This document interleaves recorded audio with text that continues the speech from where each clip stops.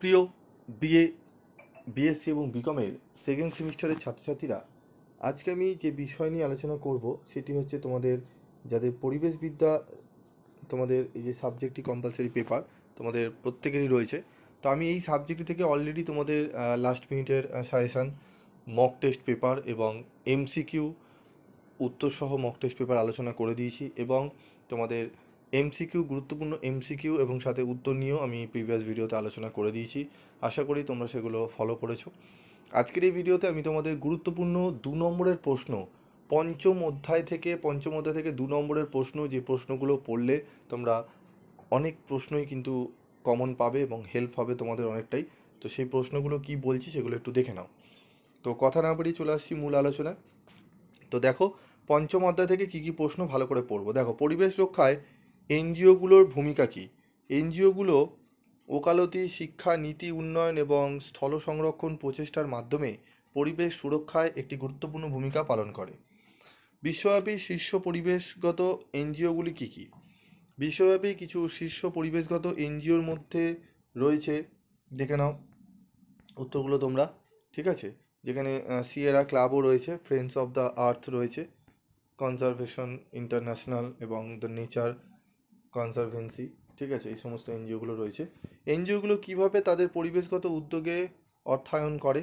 এনজিওগুলি অনুদান, সদস্যতা ফি, কর্পোরেট অংশীদারিত্ব, তহবিল সংগ্রহের ইভেন্ট এবং সরকারি চুক্তির মাধ্যমে তাদের পরিবেশগত উদ্যোগগুলিকে অর্থায়ন করে। পরিবেশ বান্ধব প্রযুক্তি কী।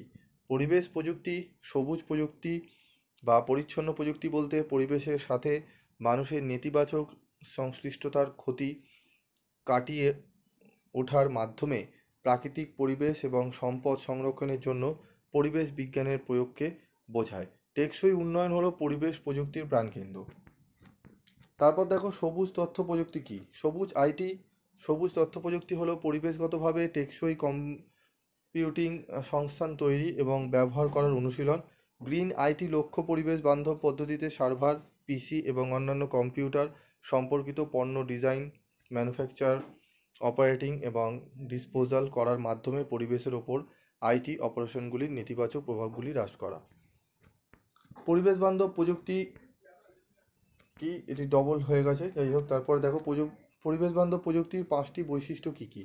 পরিবেশ রক্ষা করে, কম দূষিত করে, টেকসই উপায়ে সম্পদ ব্যবহার করে, তাদের বর্জ্য ও পণ্যের আরও বেশি রিসাইকেল করে এবং সমস্ত অবশিষ্ট বর্জ্যকে পরিবেশগতভাবে গ্রহণযোগ্য উপায়ে পরিচালনা করে, যার জন্য তারা বিকল্প।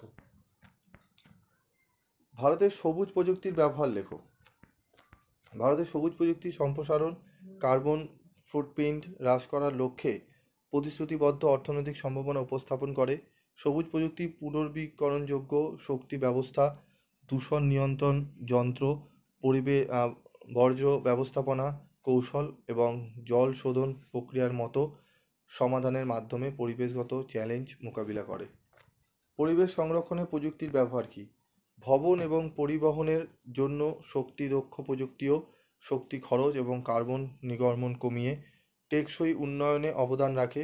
উপরন্ত পুনর্ব্যবহারযোগ্য এবং বর্জ্য থেকে শক্তি প্রক্রিয়া সহ বর্জ্য ব্যবস্থাপনা প্রযুক্তি ল্যান্ডফিল বর্জ্য কমাতে এবং সম্পদের ক্ষমতা বৃদ্ধিতে সহায়তা করে।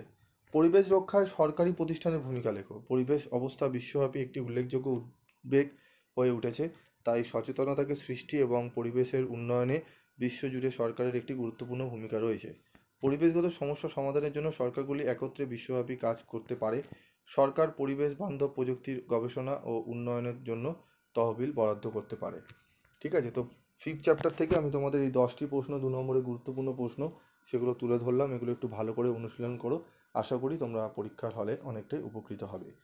তো এরকমই প্রশ্ন উত্তরের ভিডিও পেতে তোমাদের অবশ্যই চ্যানেলের সাথে থাকতে হবে এবং চ্যানেলটি তোমরা সাবস্ক্রাইব করে পাশে থাকা বেল আইকনে ক্লিক করে রেখে দিও, যাতে যখনই আমি তোমাদের জন্য ভিডিও বানাবো তার নোটিফিকেশন তোমরা সহজেই পেয়ে যাবে।